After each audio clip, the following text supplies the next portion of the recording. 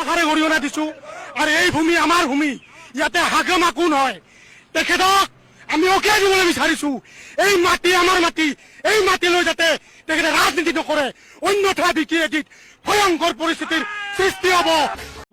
আমাৰ সমাজক ইহঁতে ইমান মূৰ্খ বুলি ভাবে, এনডিএ বুলি ক'লে বিজেপিটো বুজি নাপাব বুলি ভাবে। তাৰমানে আমাৰ ইণ্টাজ ডাঙৰীয়াটো মানে এই যে বকলমে বুলি হয় ক'ব নাপায়, কিন্তু বস্তুবিলাক অলপ নিজে বুজিব লাগে। এনডিএটো কি হয়?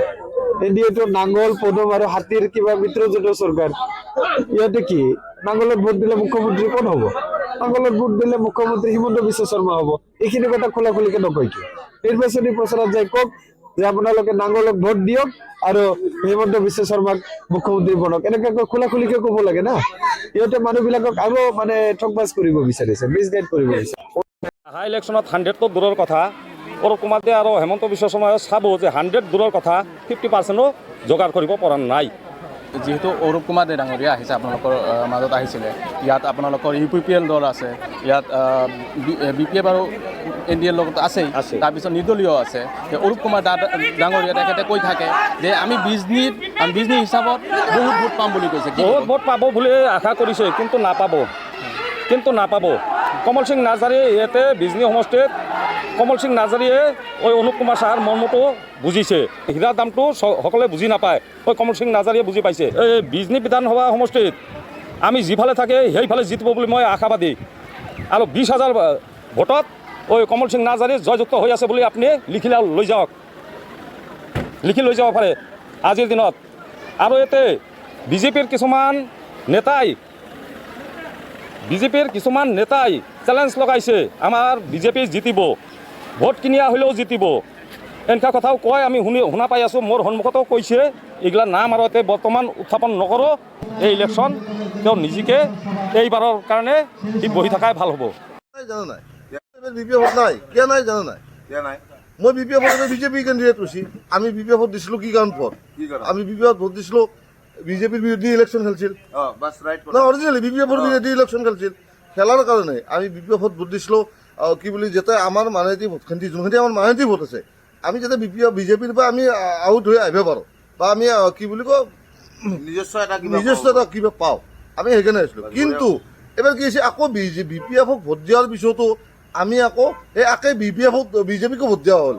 একেই কথা হ'ল, একেই হ'ল, কথাটো এটাই হ'ল যে বিজেপি এটাই হৈ গ'ল। এটা হ'ল, এতিয়া আমি কাক ভোট দিম? আমাৰ ভোট দিব লগা জেগাই নাই এতিয়া। আমি আকৌ লোকেল পালোঁ। আৰু আগৰ পৰা আমি এটাই অৰিজিনেলি MCL হৈ প্ৰমোদ ছাৰকে জিকাই লৈ গৈছোঁ। আমি MCL হৈ প্ৰমোদ ছাৰকে জিকাই লৈ গৈছোঁ। আমিতো বেলেগক নিয়া নাই না, আমি প্ৰমোদ ছাৰকে জিকাই লৈ গ'লোঁ। কিন্তু বস্তুটো হৈছে কি, আমি এতিয়া বৰ্তমান যদি আমি BPFৰ হৈ যদি ভোট দিওঁ, কাক দিম? বিজেপিকে ভোট দিম। কাক দিম? আমি ভোট দিব লগা জেগাই নাই আমাৰ। একেই হ'ল কথাটো একেই হ'ল। বস্তু হ'ল কি, এতিয়া আমি ভোট দিলে, আমি যদি প্ৰমোদ ছাৰক ভোট দিওঁ, আমাৰ কমচে কম ৰাস্তা ঘাট গোটেই ভাল হৈছে। এটা বস্তু আমাৰ এতিয়া বৰ্তমান BPFৰ দিনত আমাৰ হোৱা নাছিল, ইমান হোৱা নাছিল দেই।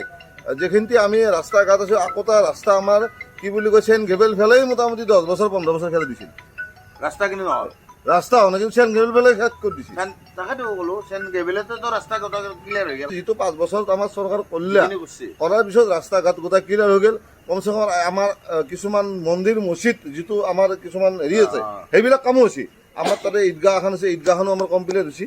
ঈদগাহখনৰ কামো ক্লিয়াৰ হৈ গৈছে আমাৰ প্ৰমোদ ছাৰৰ দিনত। ঈদগাহখনৰ কামো ক্লিয়াৰ হৈ গৈছে।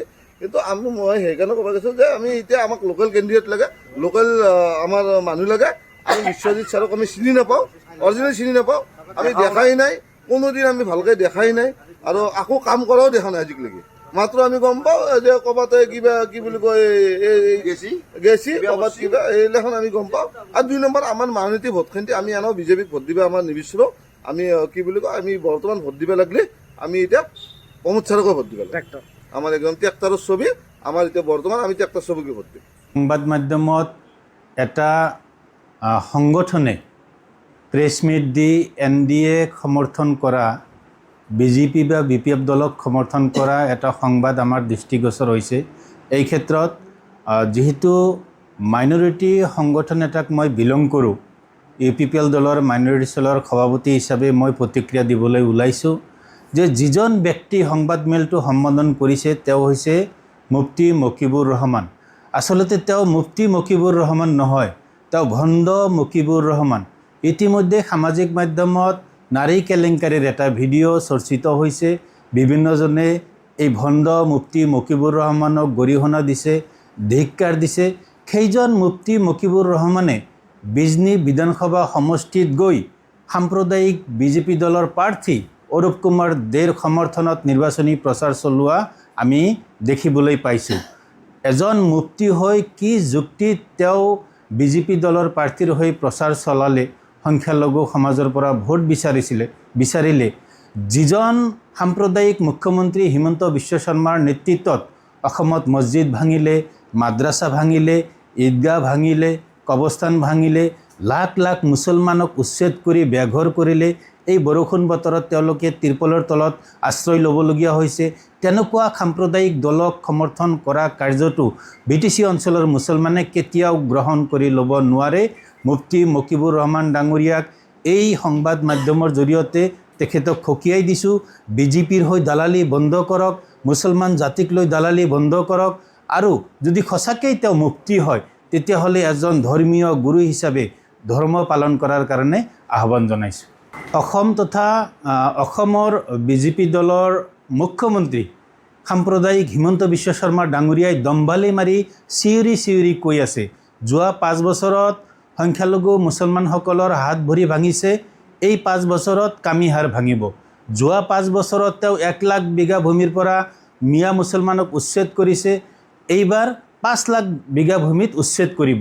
তো এই যে ভণ্ড মকিবুৰ ৰহমান ডাঙৰীয়াই যে বিজেপি দলৰ সমৰ্থন কৰিলে, যোৱাকালি বা অহা সময়ত যদি BTCত এই বিজেপি দলে উচ্ছেদ কৰে, এই ভণ্ড মুফতি মকিবুৰ ৰহমান ডাঙৰীয়াই BTCৰ মুছলমানক সুৰক্ষা দিব পাৰিব নেকি? আৰু এই ক্ষেত্ৰত আমাৰ BTCৰ চিফ হাগ্ৰামা মহিলাৰী ডাঙৰীয়ালৈ আমাৰ মাইনৰিটি চেলৰ ফালৰ পৰা এটা স্পষ্ট প্ৰশ্ন, আপুনি যে বিজেপিক সমৰ্থন কৰিলে, বিজেপিৰ লগত চৰকাৰ চলাই আছে, অহা দিনত যদি এই সাম্প্ৰদায়িক বিজেপি দলে NDA চৰকাৰে যদি BTCত উচ্ছেদ কৰে, তেতিয়াহ'লে আপোনাৰ প্ৰতিক্ৰিয়া কি হ'ব, আপোনাৰ ভূমিকা কি হ'ব? এই কথাটো BTC অঞ্চলৰ এই 9 লাখ মুছলমানে জানিব বিচাৰিছে, BTC অঞ্চলৰ এই 5 লাখ সংখ্যালঘু ভোটাৰে জানিব বিচাৰিছে।